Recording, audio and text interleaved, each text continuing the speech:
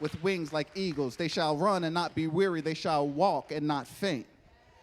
There's no harm in waiting because we get better while we wait. We grow stronger while we wait. We're comforted while we wait. We're visited by God while we wait.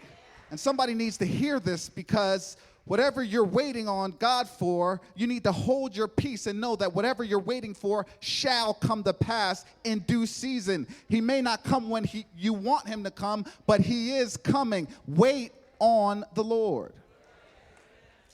And here's another thing.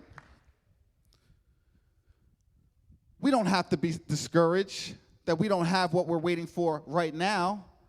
Rather, we should celebrate the fact that we're going to have it next.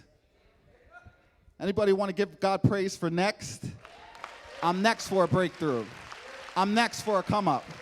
I'm next for a wedding shower. I'm next for a baby shower. I'm next for a promotion. I'm next for a hookup. I can't complain about now because I'm too busy preparing for next.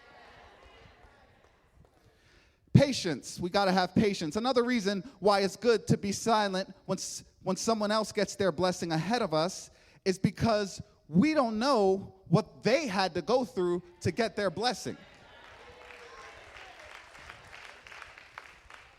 Jairus wanted his daughter healed. The Bible said that she was 12 years old.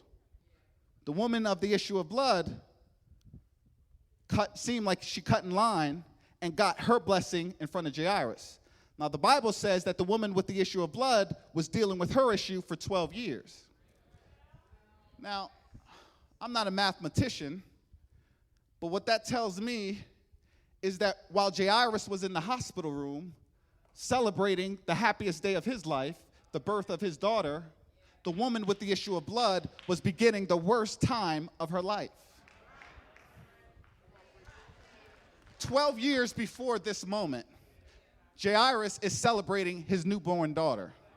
12 years before this moment, the woman with the issue of blood is going through her hell season.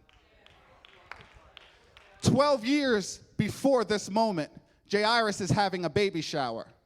12 years before this moment, the woman of the issue of blood is about to be financially bankrupt, left alone, ritually unclean, and by herself. So when the woman gets her blessing, Jairus does not have the right to feel slighted because he doesn't know what she had to go through to get her blessing.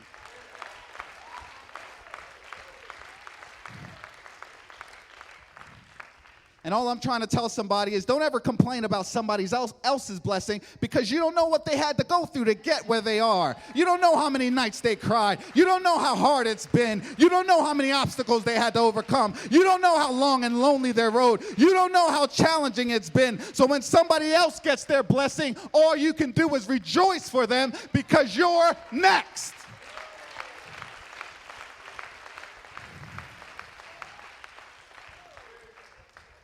There's no such thing as a selfish Christian.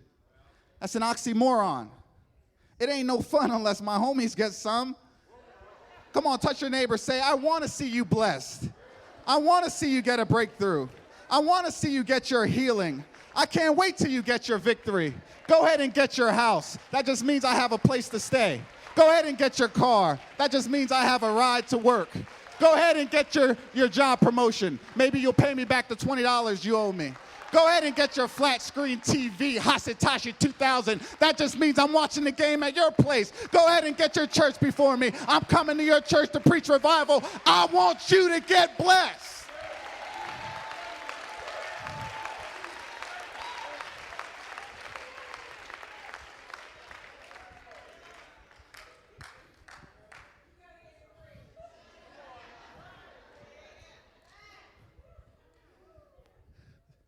So the first reason your silence is significant is because it reveals your patience. The second reason is because it's a reminder that you're in God's presence. Let the church say presence.